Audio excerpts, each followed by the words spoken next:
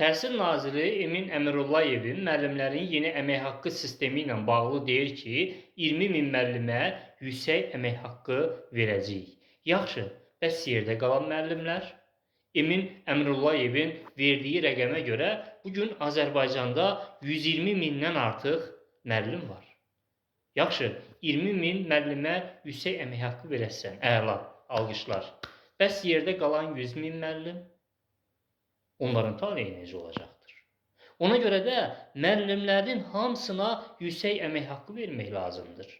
Burada heç kimi seçmək lazım deyil. Müəllim müəllimdir. Müəllimlər üçün mən təklif edirəm ki, minimum əmək haqqı təyin edilsin. Minimum əmək haqqı müəllimlər üçün 2000 manat, 1000 manatdan başlasın. Yəni, ən az əmək haqqı alan müəllim 2000 manat əmək haqqı alsın. 2000 manatdan aşağı heç bir müəllimə əmək haqqı verilməsin. Bax, o zaman biz təhsilin inkişafından danışa bilərik. Müəllim icra başçısından çox əmək haqqı almalıdır. İcra başçısı kimdir ki, müəllimdən yuxarı əmək haqqı alsın? Ən hörmətli peşə müəllimdir, ən şərəfli peşə müəllimdir və ən çətin peşə müəllimdir. Və belə olan halda müəllim dövlət məmurlarından ən azı 2-3 dəfə yüksək əmək haqqı almalıdır. Ən azı nazir qədər əmək haqqı almalıdır müəllimlər.